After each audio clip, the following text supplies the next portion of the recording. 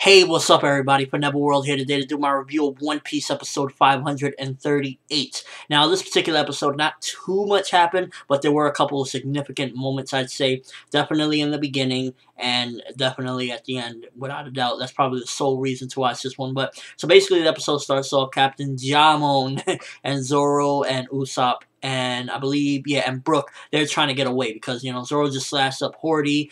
He's running low on oxygen, he got to breathe. And, again, going back to what I said in the last episode, it was kind of weird the way the anime did it, kind of like making it seem like if Horty was somewhat of a threat, but you got to put into account that it's hard for him to breathe on the water. That's pretty much one of the only reasons that Zoro's having any complication whatsoever is the breathing, because they even said in the episode, how is he faster than a fishman underwater? So, Horty's there all messed up and stuff like that. And it's pretty funny because it reminded me of a particular part in the episode of Dragon Ball Z when they hand Horty a steroid, they put it in his mouth, like, eat this, and he, bam, he's back to normal. It reminded me of sensu beans, like, give him a sensu bean. So Horty took a sensu bean, and he's back to normal, and he immediately stops there, because, they're trying to escape or whatever because they need to breathe, and Mr. Jamon is all messed up. His whale, Hoei, try to, grab them and drag them out, but Horty just gets up and grabs them, and, Horty is just getting annoying. I just want to see, like, Zoro slash the crap out of him. That one style, bring it to land. Let's see, Horty, if you got some guts to bring it to land. That's one of the things I think, like, Horty, like, even underwater, he's not much of a challenge, but since he has that advantage and the breathing and stuff like that, it makes Horty a bit more formidable, but put it on land. Let's see what's going to happen to you, Horty. I would love to see that, just like Zoro slashing him or Luffy beating the crap out of him on land. So, basically that's the beginning of the episode. By the way, I really like the orchestral music that played from the very beginning of the episode, right after the, because they show about 5 minutes of recap of what happened, whatnot, and, the intro and stuff like that. So, right when the episode starts off, some very nice orchestral music, really like that. It was, gave a nice touch to the drama of the episode of them trying to escape and whatnot, running out of air. And then the episode slows down for a bit.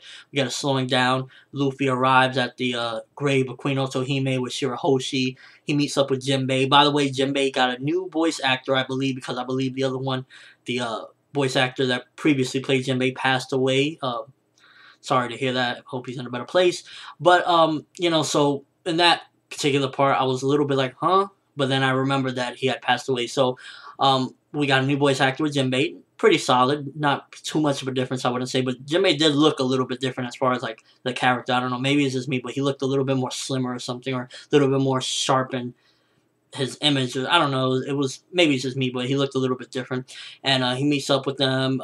Eventually Nami and Kami meet up. We got Chopper, we got Sanji, and Sanji's back to normal. So for the people that did not like the Sanji nosebleed stuff, well, it's gone. I personally liked it. I thought for, like, slow moments or quote-unquote boring moments, the Sanji nosebleeds always made it funny and stuff like that. So maybe he'll bring it back Oda one day again. Who knows? We might get a scene here or there in the future. Maybe not, but it's gone. Even Chopper was like, yeah, he's gone. He's back. It's back to normal, yeah. So I'm a little bummed about that, but what can you do? Brock is gone, I guess you could say. And so yeah, then Jimbei starts telling basically a couple of different things. First of all, it was pretty funny to see Jimbei and Kami's reaction to seeing Shirahoshi, because they're like, oh, so Shirahoshi's here too. Ah, Shirahoshi, what are you doing here? And I was a bit like, I was laughing at that. I thought that was pretty hilarious. And basically, the big selling moment, why I would say to watch this episode, some people might say, oh, I already read this in the manga, I'm going to skip it, but I thought it was very well done and very nice. And if you haven't seen, haven't read this in the manga, you should check it out because of this, and I'm going to spoil it for you if you haven't watched it, so go watch it if you haven't. Basically, the end, Jimbei reveals something very big to the crew, that he was responsible for setting Arlong free all those years ago. And I want to talk about that for a minute. Basically, like, if I was in Nami's shoes right there, I'd have mixed emotions. One side, I'd be like, just shocked. I'd be like, I don't even know what to say. I don't even know how to react. But then another part of me might be wanting to lunge at him right there immediately, because, we even see some clips and flashbacks, and the music plays really nicely to add to the intensity, and we see Arlong grabbing Nami by the mouth, and, all the horrible things that Arlong did with the, she got the tattoo on her and everything, and I was just like, I like the way they handled that. It was done very nicely, that scene. It just was really dramatic, and it ended on that particular note. So, with Nami, you just felt bad for her. And also, I want to talk before I forget. Not Kami, Shirahoshi's scene I thought was done very nice as well, when she's at the grave, and Jimbei explains that since she was right after her mother, Queen Otohime's death, that she basically was stalked by Vanderdecken since then, about 10 years ago. So, and I really like the way they had that nice piano music, that really sad music that they always play, and she's praying there at the grave, and if there's a character I'd say that I felt real bad for in this particular arc so far, outside of Nami right now, but you know, Nami's already over that Arlong stuff.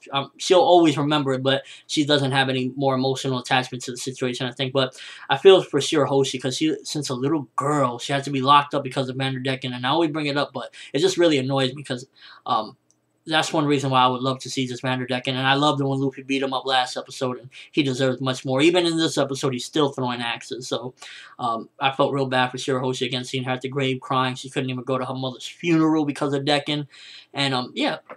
So this episode, not an incredible amount of stuff happened. Pretty much the ending was the big selling point, I'd say, to watch this episode. So you can check that out when Jimbei reveals that he set Arlong free, and how he couldn't even talk about it much 2 years ago because it was hard on him, but now it's more easier when he first met Luffy.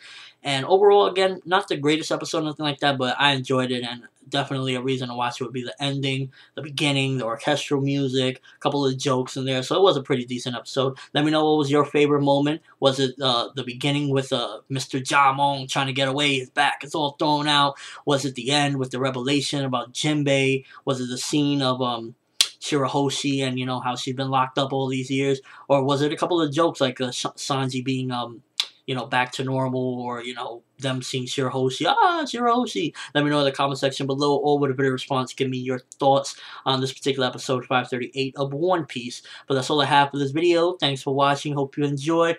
Thumbs up for this cool episode, and thumbs up for the ending. That was pretty awesome and well done. I'm ForneverWorld, and as always, have an awesome day, people.